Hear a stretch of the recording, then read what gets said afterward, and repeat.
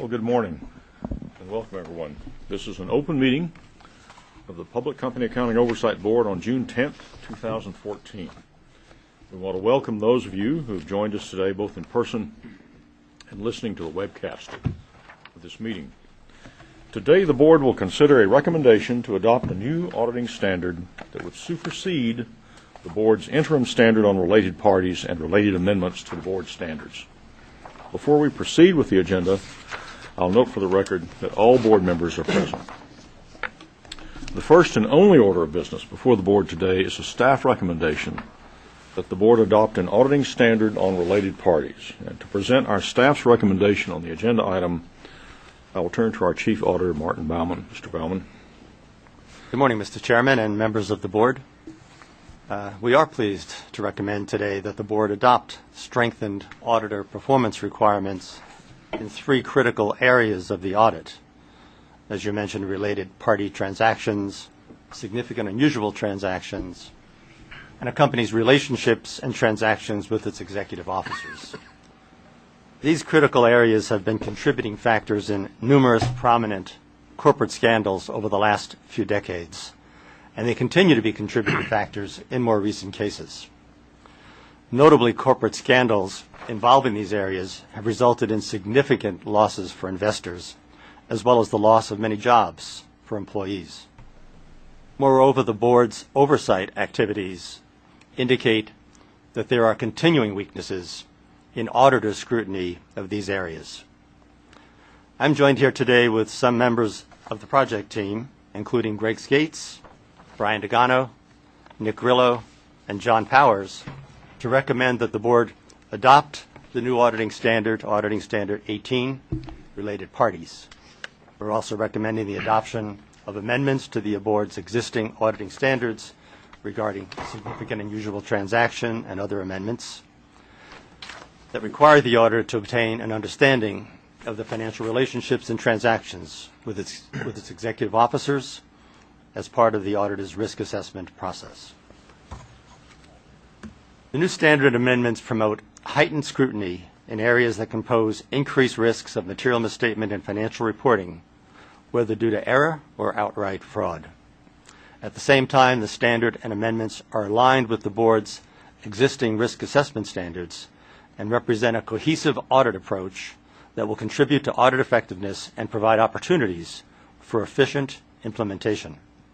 The new requirements further the board's mission of improving audit quality, protecting the interest of investors, and furthering the public interest in the preparation of informative, accurate, and independent audit reports. The project team in a minute will walk through the standard and amendments in more detail. However, before they do, I'd like to highlight that the standard and amendments also include new audit committee communication requirements that recognize that these are sensitive areas of the audit that warrant discussion with the audit committee. The new requirements build on and work in concert with the audit committee communication requirements adopted by the board in auditing standard number 16. Additionally, I'd like to note that the release contains an economic analysis that includes a discussion of the need for the standard and amendments, the baseline encompassing both existing requirements and audit practices, and the board's consideration of alternatives and the potential economic impacts of the standard and amendments, including benefits and costs, as well as economic considerations pertaining to audits of emerging growth companies. The board has historically taken such matters into account as part of its standard setting process, but the recently released staff guidance on economic analysis in PCAOB standard setting more formally reflects the practices the staff considered in making today's recommendations to the board. The board's chief economist has reviewed the economic analysis and concurs with it. Before I turn the discussion over to other members of the project team, I'd like to thank the team for their extraordinary efforts in the development of this project. I also would like to recognize other people who have made substantial contributions to the project. First, I'd like to thank Karen Burgess, counsel in the Office of the Chief Auditor. Karen contributed enormously to the completion of this project. I'd also like to recognize and thank Andres Vanelli and Morris Mittler in the Office of Research and Analysis for their close collaboration and assistance, as well as Gail Pierce and Jake Lesser in the Office of General Counsel for their thoughtful insights. I also want to acknowledge the contributions of our colleagues in the other PCAOB divisions, including inspections and enforcement. Finally, I'd like to thank the staff of the Securities and Exchange Commission who provided timely and helpful assistance and advice. I'll now turn it over to the project team for the further recommendations. Greg? Thank you, Marty. The standard and amendments before you today were developed against the backdrop of several decades of corporate scandals involving companies' relationships and transactions with related parties, significant unusual transactions, and financial relationships and transactions with executive officers. Both the auditor and the investor benefit from a comprehensive and consistent examination of these critical areas, not only because of the risk of material misstatement due to fraud, but also because these transactions, due to their nature, could pose significant risk of material misstatement due to error. These critical areas are being addressed contemporaneously because the auditor's efforts in these areas can complement each other. For example, focusing the auditor's identification and evaluation of significant unusual transactions can assist the auditor in identifying related party transactions that management has not previously disclosed to the auditor. Moreover, performing procedures to obtain an understanding of a company's financial relationships and transactions with its executive officers can assist the auditor in identifying undisclosed related party transactions. The board issued the original proposal for public comment on February 28th of 2012 and received 37 comment letters. The original proposal was discussed with the board's standing advisory group on May 17th, also of 2012. After consideration of these comments received, the board made a number of revisions in response to comments and issued a re-proposal on May 7th, 2013. In its re-proposal, the board also specifically sought comments in two areas as a result of recent legislative changes. The board sought comments concerning issues relating to the audits of brokers and dealers in view of the Dodd-Frank Act, which provided the board with oversight authority over audits of brokers and dealers registered with the SEC. Additionally, the board sought information and empirical data on the potential economic impact of the standard and amendments in general, but also specifically with respect to the audits of emerging growth companies, or commonly referred to as EGCs. The board's request for input regarding EGCs responded to the enactment of the Jobs Act, which provides that rules adopted by the board subsequent to April 5th, 2012 do not apply to the audits of EGCs unless the SEC makes a separate determination. The board's request for input and data relating to the application of the standard and amendments to EGCs was intended to assist the board in providing information to the SEC that would assist the SEC in making this determination.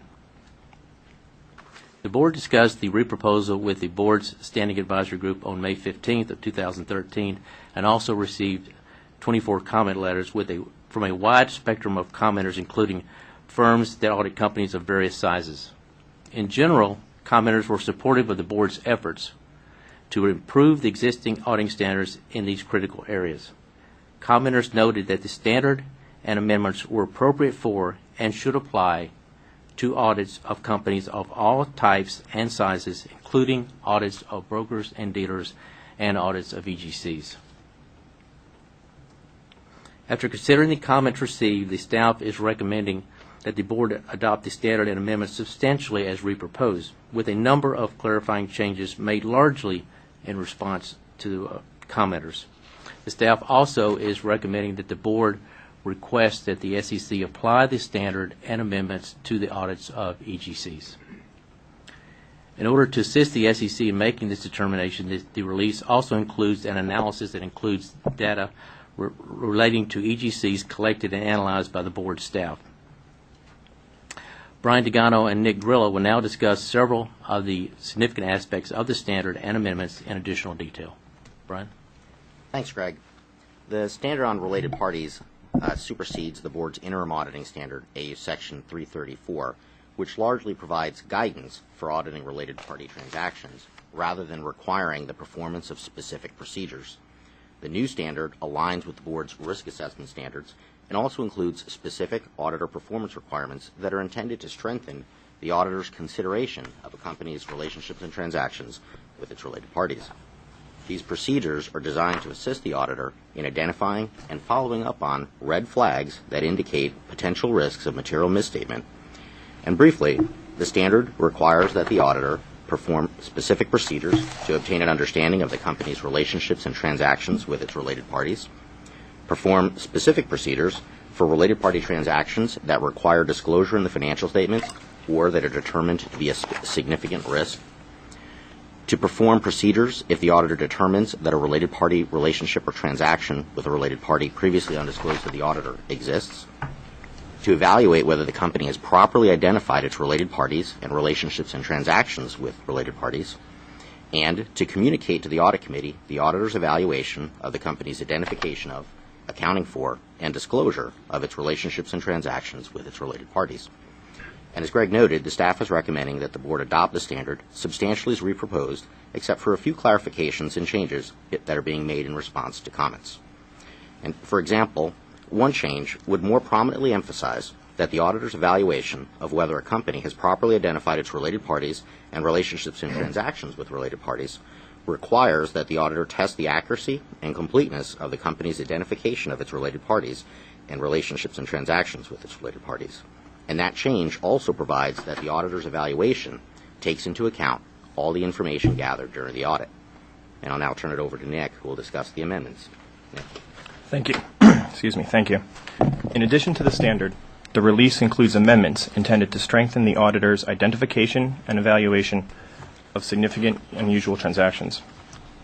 The amendments describe a significant unusual transaction as a significant transaction that is outside the normal course of business for the company, or that otherwise appears to be unusual due to its timing, size, or nature. The amendments regarding significant unusual transactions are designed to heighten the auditor's scrutiny of a company's significant unusual transactions by, among other things, requiring the auditor to perform procedures to identify significant unusual transactions, perform procedures to obtain an understanding of and evaluate the business purpose of significant unusual transactions, and consider specific factors when evaluating whether a company's significant unusual transactions have been entered into to engage in fraudulent financial reporting or conceal misappropriation of assets. In addition, the other amendments are intended to complement the standard and amendments regarding significant unusual transactions. One such amendment would require the auditor to perform procedures as part of the auditor's risk assessment to obtain an understanding of the company's financial relationships and transactions with its executive officers. These amendments are included as executive officers are in a unique position to influence a company's financial statement accounting and disclosures. A company's financial relationships and transactions with its executive officers can create incentives and pressures which can result in risks of material misstatement. It should be noted that these amendments do not require the auditor to make any determination regarding the reasonableness of or to make any recommendations regarding compensation arrangements. Accordingly, the staff recommends that the board issue the release before it, which would adopt auditing standard number 18 and related amendments to PCAOB standards in substantially the form presented, and instruct the staff to submit the standard and amendments to the U.S. Securities and Exchange Commission for approval pursuant to Section 107 of the Sarbanes-Oxley Act. This concludes our remarks. We'd be happy to answer any questions you may have. Well, thank you both for that summary of the standard and the amendments before us today, and thank you for your work in considering these comments that we received and as you developed the standard and sought public views. I should also acknowledge the presence of Brian Croteau, the Deputy Chief Accountant, here today. It's fair to say that the SEC staff has been very supportive of this project for a long time. The goal of the project is to improve the quality and consistency of the auditor's work to protect investors from the risk of being misled by poorly explained or undisclosed related party transactions and significant unusual transactions outside the normal course of business. Related party transactions brought down Enron. Significant unusual transactions entered into just to dress up the books nearly destroyed Dynegy. Related party transactions and significant transactions that are outside the normal course of business have been a contributing factor in numerous prominent financial reporting frauds over the decades. Given this background, auditors ought to be highly focused on risks related to related party transactions, and many are. But our inspections have found that others miss opportunities to do so by approaching existing requirements in a mechanistic way and failing to probe opaque or incomplete disclosures. The new auditing standard and the related amendments before the board today will update and strengthen audit procedures in these critical areas to improve the quality and the reliability of disclosures to investors. Reliable information undergirds market confidence and capital formation. The new standard and amendments are based on our evaluation of ways to integrate the auditor's procedures related to related party and significant unusual transactions with the overall audit approach, thus making the auditor's procedures both more effective and more efficient. The standard has benefited from 2 exposures for public comments and suggestions about alternative approaches that we could have taken to improve the quality and consistency of auditor performance. The alternative we have chosen articulates the new standard in terms that align it with our overarching risk assessment standards. Some auditors already approach their procedures to audit related party and significant unusual transactions with a focus on risk. For others, however, the new standard should help them identify the right procedures to perform in order to examine transactions with a view toward what could go wrong or even be improper.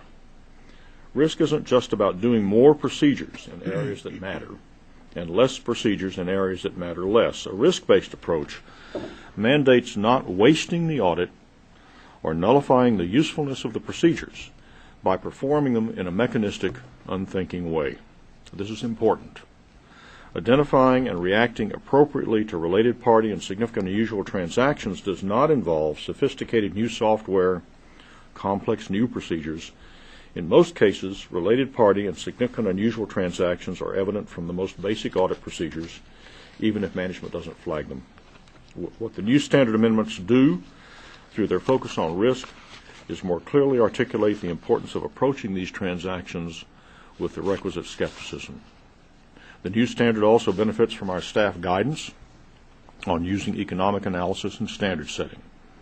That guidance directs the staff to describe the need for a new rule, develop a baseline for measuring the effects of the rule, consider reasonable alternatives to the rule, and analyze the economic impacts of the rule and alternatives to the rule, including benefits and costs. That guidance was released publicly last month, but at my direction, the staff have been using the concepts and performing the analysis that it describes for some time now.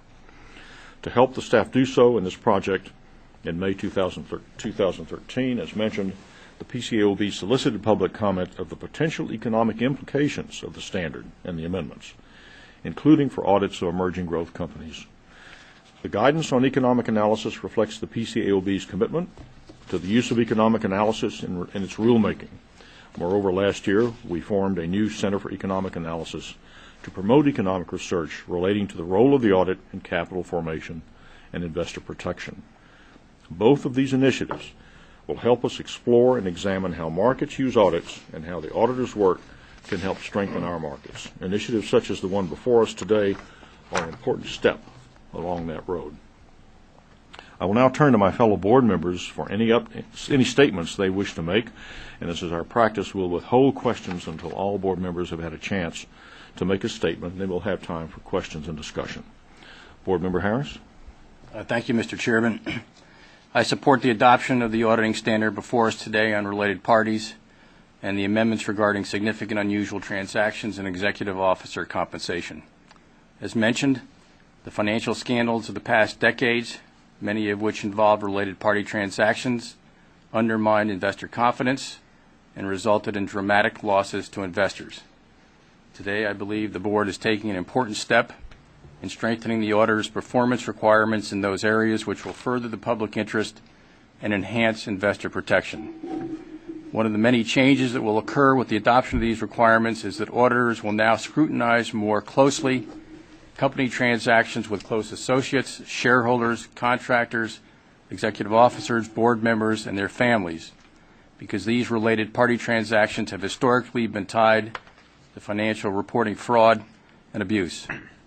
One need only consider the financial reporting scandals that led to the passage of the Sarbanes-Oxley Act of 2002 to understand that such transactions have the potential to pose significant risks to investors and undermine confidence in the audit.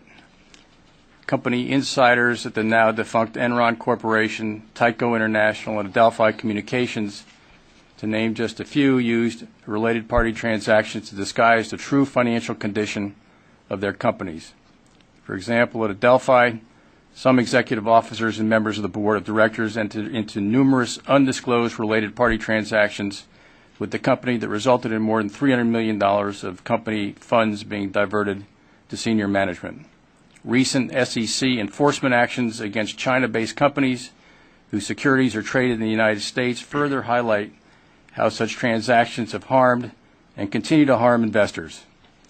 Despite past egregious related party transactions, our inspections division continues to find problems with audit quality in this area. The new standard contains clear procedures which should help auditors better identify, evaluate, and respond to the higher than normal risk of fraud, material misstatement, and asset misappropriation that such transactions may present. In this way, the standard we are adopting is an improvement over the current audit requirements for related parties, which have not changed substantively since 1983. It's worth noting that this standard addresses a number of issues that have consistently arisen in the board's disciplinary orders. Indeed, just 2 months ago, the board brought a settled disciplinary proceeding against a registered firm and its sole owner for, among other things, failing to take any steps to evaluate the nature of payments and stock issuances made to or on behalf of the issuer's officers, including the CEO, over the course of several audit years. There have also been similar SEC enforcement actions against audit firms. For example, in September 2013, the SEC announced that it charged a New Jersey-based accounting firm and one of its founding members in connection with the botched audits of a China company based that failed to disclose related party transactions. Significant unusual transactions have been used by unscrupulous company managers to obfuscate a company's true financial condition. For example, at Enron, executives engaged in transactions with special purpose entities to incorrectly move millions of dollars of debt and troubled assets from Enron's financial statements in order to mislead investors. Similarly, in 2005, the chief executive officer of what was then a well-regarded brokerage firm, Refco, disguised billions of dollars of losses to appear as debt owed to the company by an affiliated holding company. The amendments relating to significant unusual transactions require the auditor to understand the business purpose of the transactions. This knowledge will assist auditors in identifying difficult substance over form questions and whether a particular transaction was executed in order to obscure the financial results of a company. Finally, executive officers are in a unique position to influence a company's financial performance. This, in turn, may create incentives and pressures that could increase the risk that some executive officers may manipulate their company's financial statements for personal gain. Studies suggest that executive officers with equity-based compensation packages have, in the past, influenced earnings to inflate the value of their compensation. These studies examined a variety of industries and explored situations involving the alteration of revenues, accruals, and reserves. In addition, as noted in a May 20, 2010 academic study sponsored by the Committee of Sponsoring Organizations, the desire to increase one's compensation served as the most commonly cited motivation to falsify financial results in all SEC fraud enforcement actions from 1997 to 2007. The amendments we are adopting today would require auditors to focus on the potential opportunities and motivations for executive officers to exaggerate gains or minimize losses and to consider any effect compensation incentives might have on the reliability of the financial statements. Without getting into the issue of the reasonableness of the compensation arrangements, auditors now will be required to obtain an understanding of the company's financial relationships and transactions with its executive officers. The amount and type of compensation paid to executive officers are matters best left to the compensation committees or board of directors. Taken together, I believe that the new related party standards and the accompanying amendments promote audit quality and investor protection and will provide our inspection and enforcement divisions with enhanced tools to monitor and, when necessary, investigate the work of auditors in the areas of related parties, significant unusual transactions, and executive compensation. Before concluding, I want to highlight a few of the differences between the rules we are adopting today and the analogous standards of the International Auditing and Assurance Standards Board and the Auditing Standards Board. Unlike the IASB and the ASB standards, our proposal contains requirements for the auditor to focus on the business purpose of a company's related party relationships and transactions. Requires the auditor to make inquiries of the audit committee or its chair regarding the committee's understanding of and any concerns about related parties and transactions, and requires the auditor to gain an understanding of the compensation package of a company's executive officers. As has been pointed out, finally, I would note that the economic analysis contained in Appendix 5 was performed in accordance with the PCAOB's new staff guidance on economic analysis in PCAOB standard setting. As discussed in this appendix, the board carefully considered the benefits and costs associated with the standard and amendments, including commenters' input in this area. In conclusion, the changes in auditing standards being adopted today require auditors to perform a minimum set of procedures in these three critical areas to provide investors with reasonable assurance that management has properly accounted for and disclosed its transactions with related parties. This assurance is designed to enhance investor confidence in issuer disclosures and promote the efficient formation and capital allocation of capital throughout our financial markets. These new requirements, I believe, will improve audit quality and benefit investors by appropriately targeting areas that pose increased audit risks stemming from incentives and opportunities for company management to pursue their own interests at the expense of investors. In closing, I join you, Mr. Chairman, and others in thanking Marty Baumann, Greg Skates, Brian Degano, Nick Grillo, Karen Burgess, and John Powers, along with the staff of the Office of General Counsel and the Office of Research and Analysis for their work on this project. Thank you. Thank you, Steve. Board Member Ferguson. Yes, I have a written statement which I'm not going to read here, and I'm simply going to make a couple of points. First of all, I'd like to thank our staff for their hard and excellent work and the contributions of our colleagues at the SEC as well. Secondly, I'd like to reiterate the point that Marty and my fellow board members have made, that frauds and corporate scandals have for many years involved and perhaps been disproportionately concentrated in areas that are touched on by this standard. And I'm not naive enough to believe that the adoption of this standard will in any way, shape, or form eliminate frauds, or even eliminate these frauds. But I do believe that the standard will make it significantly more difficult for malefactors to conceal their frauds. And that, I think, is a good thing. I think the standard is also timely because we live in an increasingly global world. And as the PCAOB noted in a practice alert that recently that dealt with audits in emerging markets, particularly in Asia, related party transactions and transactions with executives are both common and been the source of a number of highly publicized frauds in those areas of the world. Our involvement with those areas of the world and the involvements of our largest corporations are not going to diminish. They will only increase over time. So I believe that a standard that focuses the auditor on these transactions and strengthens the auditor's role as a gatekeeper is a very desirable thing. Finally, I think that this standard will improve the transparency and understanding by audit committees, boards of directors, and ultimately investors of these transactions. And I think that's a good thing. So I'm a strong supporter of the transaction of this proposal, and I support it. Thank you, Lewis. Board Member Hanson. Thank you, and I too have a longer statement that I'm not going to read all of. It repeats some of the things my fellow board members and the staff have said, but I do want to express my appreciation to everybody that's worked so hard to get us to this finish line.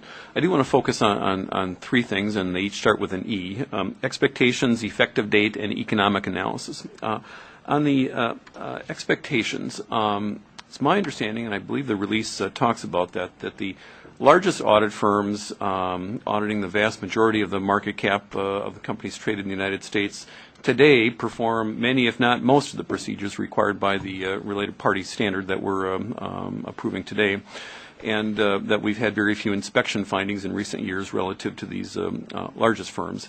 Thus, the incremental benefit of the new standard, as well as the associated costs, will likely accrue to the audit clients and their respective investors of the small and medium-sized firms that do not consistently perform the procedures in the existing standards, and our inspection findings show that we have challenges in that area.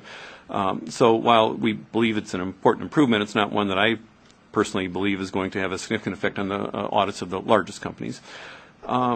Relative to the effective date, the new standard amendments will be effective for audits of financial statements for fiscal years beginning on or after December 15th of this year. So the time is very short to implement, and it is required in the interim standards. So in most cases, the interim procedures, most cases the auditors will begin to implement the new auditing requirements during 2015 as they begin to plan and perform the fiscal years, and we got comments mostly supportive of that.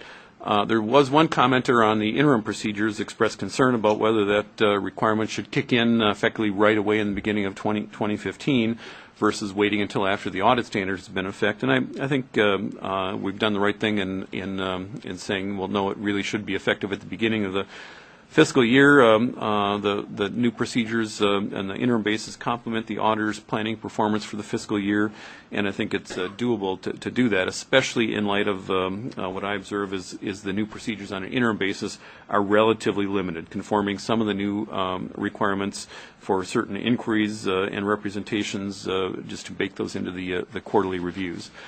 On the economic analysis, I appreciate all the hard work that's gone into the economic analysis and the challenges in even thinking about how economic analysis should be performed for any audit standard.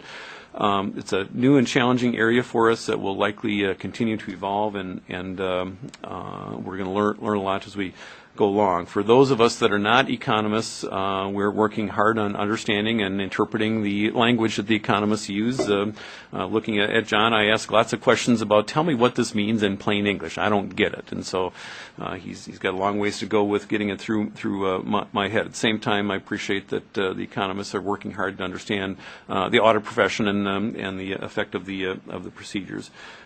In the past, the standard setting process has focused more on the potential benefits of the proposed changes, although I appreciate they're difficult to quantify. Potential costs maybe haven't been as much of a focus, and I appreciate that with the help of the economists, we can begin to provide a more complete picture going forward. And I think the costs extend far beyond just the audit fee, which that's obviously of high concern to both auditors and issuers and audit committees. But to me, the audit fee is just an indication of how the incremental costs the auditor incurs are allocated between the auditor and the issuer. And I think understanding the full extent of the auditor costs as well as the issuer and audit committee cost is important as well. And I also appreciate that the economic analysis, as it is portrayed in the release, was something that we had to pick up steam midstream on with this project. So going forward, I hope that we can incorporate the economic analysis into all phases, including at the very beginning of the projects, in deciding whether we actually embark on them. With regard to the actual economic analysis in this, it's in Appendix 5. It is very lengthy, including discussions about the new requirements, how they compare to the existing standards, how they affect audit practice and financial markets. So boiled down in admittedly J. Hanson simplistic terms, I think the essence of the economic analysis can be summarized in about 5 bullet points. The standard amendments will require auditors to enhance their efforts in areas that pose increased risks, which historically have been associated with financial statement misstatements. Because those requirements should improve the likelihood that financial statement misstatements will be detected, it could lead to improvements in accounting and disclosures. We believe that the new requirements could result in more accurate, reliable, or clearly disclosed information being provided to the market, and therefore reduce the information asymmetry, a term I'm still trying to come to grips with, between what investors know and what management knows, and that reducing this information asymmetry in general will lead to efficiencies in capital allocation and formation. And although the new steps are meaningful, the required procedures are not anticipated to be overly burdensome or costly. For these reasons, I believe the standard amendments present an appropriate balance of potential benefits and likely burdens, and I'm pleased to support their adoption. And again, thanks to the staff here at the PCAOB as well as the staff at the SEC. Thanks, Jay. Board Member Franzel. Thank you. I want to thank the staff for all of their hard work on this and persistence. This has been a very long project, and I'm thrilled that we're finally here today voting on this. I think that this new standard and the amendments do respond to this very long-standing need for additional auditor scrutiny in this area. Not only related party transactions, but I think we've done a significant addition to the standards by looking at significant unusual transactions and companies' relationships and transactions with executive officers, other areas of problems. For many years, as we've heard, these areas have been associated with risks of fraudulent and erroneous financial reporting. And so we have to ask ourselves, is an auditing standard going to deter bad financial reporting? Well, hopefully, if folks know that the auditors are going to be looking at this, it might change behavior. And if it doesn't, well, we're increasing the chances, I believe, that the auditors will detect this. And so I think that this is going to put in place some good safeguards to protect investors and the integrity of the capital markets. So I fully support the adoption of this standard and the amendments, and I do believe it'll strengthen auditor performance. And frankly, people have questioned whether it's going to change auditing practice because maybe some firms have already been doing some of these procedures. And that may be the case for some firms that have adopted other standards, but this also gives really good criteria for us to use in our other programs, which are very important in an integrated manner to increase audit quality. So this will be useful for our inspections, and if we need to enforce in this area, we'll have good, solid criteria for that. So I fully support this, and I do believe that this does respond to a longstanding need. And I'm not going to reiterate the requirements of the standard, but I do want to acknowledge that the board has made significant investments in economic analysis and expertise, and I want to acknowledge John Powers because I know you worked really hard on this and answered a lot of my questions, and I know that we've got a long way to go on this, but I think that this release is really an important marker in our work in this area. So I really look forward to working with the staff going forward as we advance our economic analysis for our standard setting, because I believe that this is a very important development for the PCAOB. So with that, again, I want to thank the staff, and I fully support the adoption of this standard. Thank you, Jeanette. Some questions, Stephen Harris? You want to begin us? Questions. Well, in my statement, I highlighted what I consider some of the significant improvements of the standard and amendments we are adopting compared with those of the International Auditing and Assurance Board and the Auditing Standards Board. But are there others you feel should be mentioned, and how would you compare the basic differences in approach and focus between the board's standard setting and those of other standard setters? Well, I'll start off, and I agree you did highlight some of the major differences between our standard and the analogous standards of the International Auditing and Assurance Standards Board, and that is that there are basic procedures required under our standards now for each related party that requires disclosure in the financial statements or is a significant risk. That's an important difference. And a really important difference is the inquiries, the two-way communication between the auditor and the audit committee in this area. These areas of related party transactions are very important, and for the auditor to inquire, first of all, of the audit committee about what are their knowledge of related party transactions, what are their concerns with respect to these related party transactions, is key to the auditor's understanding. And at the same time, after the auditor completes all of their procedures, to report to the audit committee on their views around the company's processes for identifying and reporting on related party transactions, and the proper accounting and disclosure of those related party transactions is a critical communication to the audit committee. So that's an important enhancement to AS 16. The procedures around Specific procedures surrounding significant unusual transactions is another difference. For the auditor to make inquiries and to perform specific procedures regarding those transactions that you talked about in your comments that have been the cause of such poor financial reporting or fraud in the past. And the idea of understanding the relationships with executive officers, which have been so consistent in connection with financial reporting fraud, the involvement of the chief executive officer and chief financial officer in academic studies that I think you've pointed out.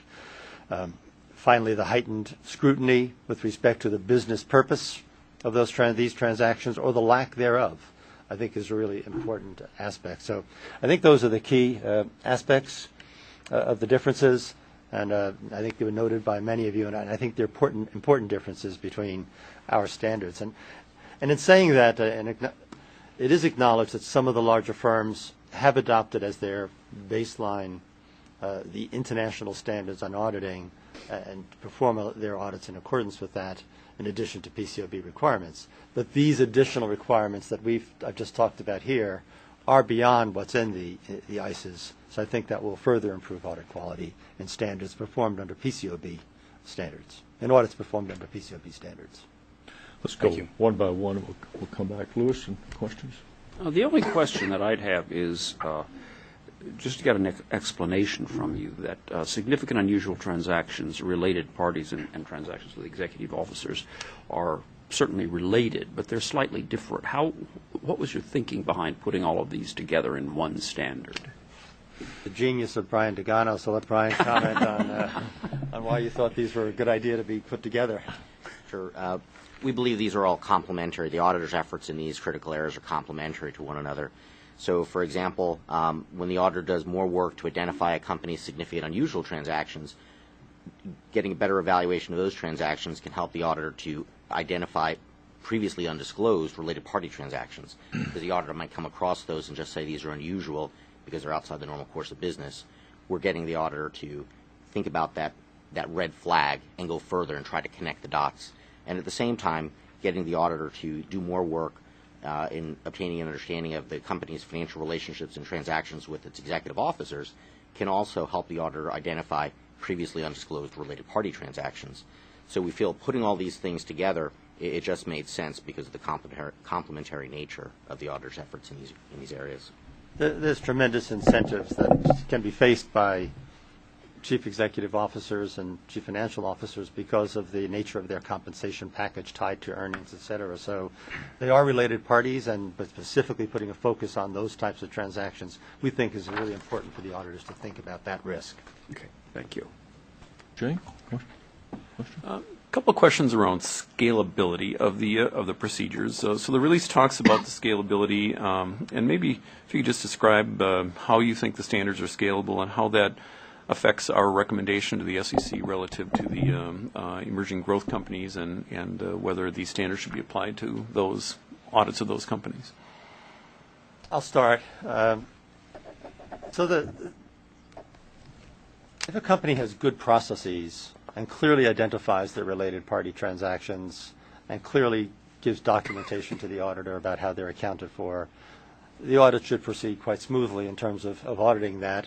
And if the auditor examines the controls and processes and sees no other undisclosed related party transactions, that's a different audit than if an auditor goes in and sees weak processes in identifying related party transactions.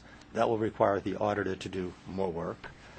If the auditor in doing that work discovers previously undisclosed related party transactions, that will require the auditor to do more work. If there's an extensive volume of complexity in related party or significant unusual transactions, that will require more work. So I think it's based upon performing some basic procedures in each case, but then determining, based on doing that, how much more work does the auditor have to do in that particular environment.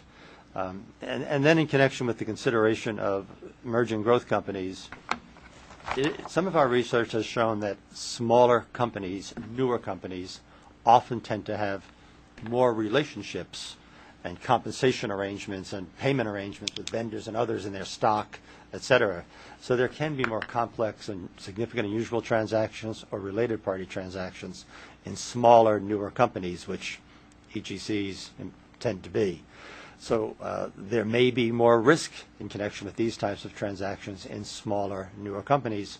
So we think these standards are particularly appropriate in those cases. That may require increased cost, therefore, in those audits, but we think in the context of the risk to investors, that's appropriate. In connection with comments we received about these economic factors, nobody who commented to us about EGCs did not indicate that the standard, a lot of knots here, should not apply to audits of EGCs. Said otherwise, all who commented with respect to this issue said it should apply to audits of EGCs. Are there others who want to add into the scalability concept or I'll just make one economics point about scalability. It's an important policy tool to make sure that the audit is performed efficiently. It gets the relationship between the benefits of the audit to correspond, or rather the cost to correspond to where the benefits are. So its relationship, the scalability relationship with risk assessment is important. And so, as Marty just summarized, in this context, we think we have an efficient design to the standard in amendments, as well as an opportunity for EGCs, given that they're higher risks, to apply it. Jeanette? Yeah.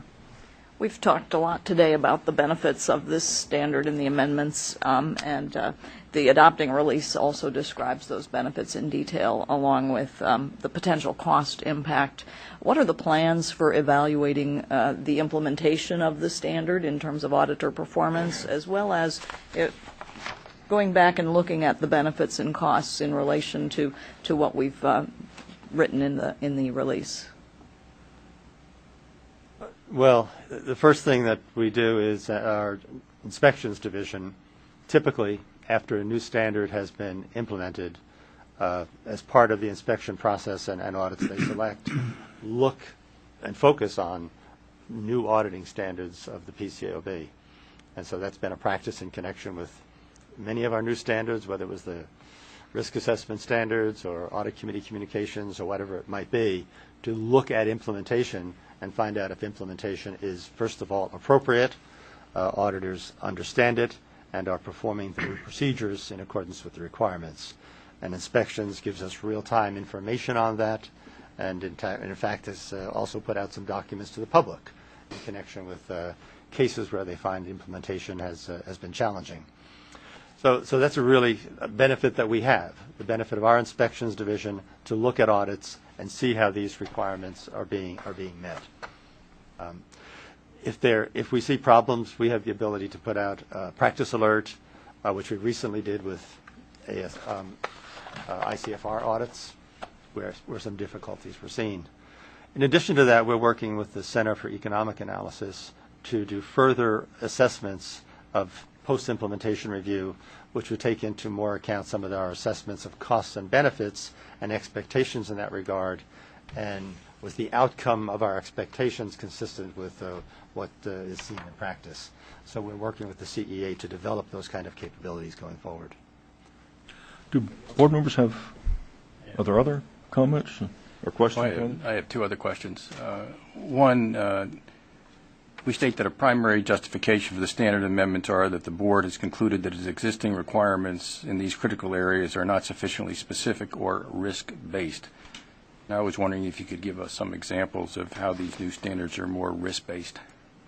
Well, I'll let Brian talk about the more risk-based, but I'll start off with one of the weaknesses in the existing standard, AU 334, related parties, starts off with the following words.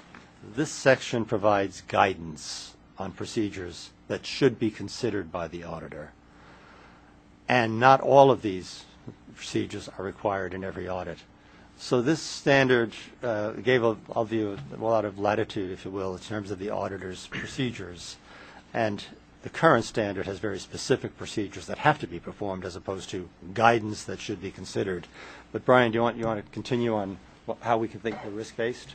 Sure. In addition, as Marty noted, with 334, AU Section 334, in addition to the passage that Marty cited, it also notes that without evidence to the contrary, the auditor should not presume that related party transactions are outside the ordinary course of business, and this could be misunderstood to create a presumption of validity.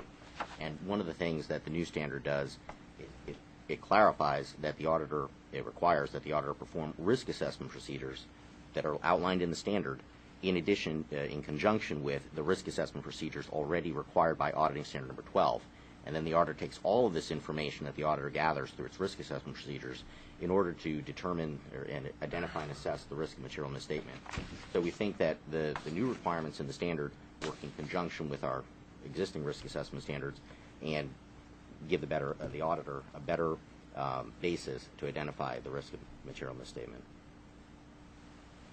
And finally, John, Jay references, I think all board members have, the Appendix 5 and the economic analysis, but we kind of danced around some of the more specific economic impacts considered by the board as it developed the standard amendments, including likely benefits and costs. And I was wondering whether there's anything you'd like to add in terms of the specificity that went into your analysis.